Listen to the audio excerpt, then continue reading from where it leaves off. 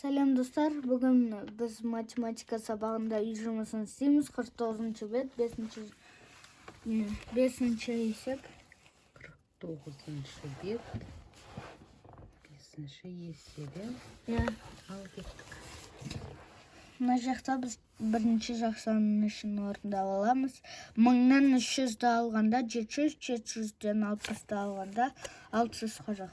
Енді 640-ты есімізге сақтаймыз да 90-нан 75-ді аламыз. Болады.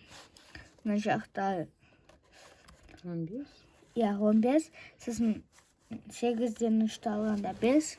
515. 640 минус 515. 315. 315. 515. 515. Тем болады 125.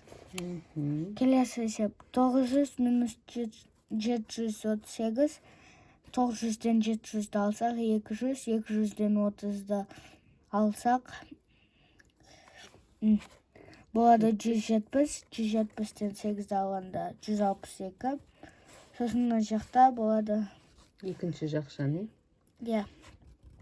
400-ге 60-ға 30-ды қосқанда 90, 9-ға 7-ні қосқанда 16, сонда 506.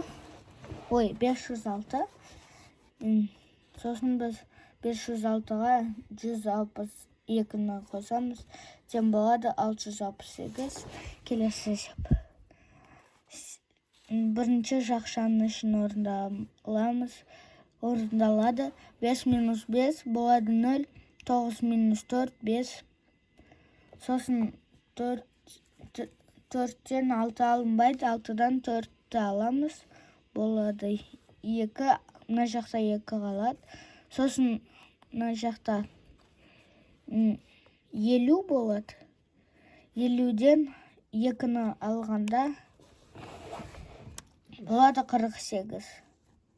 Сосын 48 138-ден алынбайды, сондықтан 781-ден аламыз.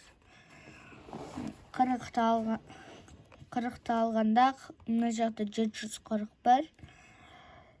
Сосын 48-дің 8-і қалады. 8-ден 1-ді аламыз да 41-ден 1-ді аламыз. Болады 40. Содан кейін 7-сін 40-тан ала саламыз. 33 болады. Сосын мына жақта 733. Сосын 138-ді 733-ден алғанда 700-ден 100-ді алғанда 600. Сосын 30-дан 30-ды алғанда 0. 600. Сосын тек қана 3 қалады. 603. 8-ді алғанда болады 600. Сосын 600-ден 5-ді алғанда 595.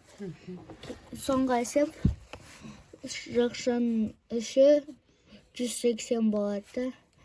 376-ға қосқанда 566. Сосын 329-ға қосқанда 885. Жауабы 885. Сау болыңдар. Келесі кездескенше сау болыңдар.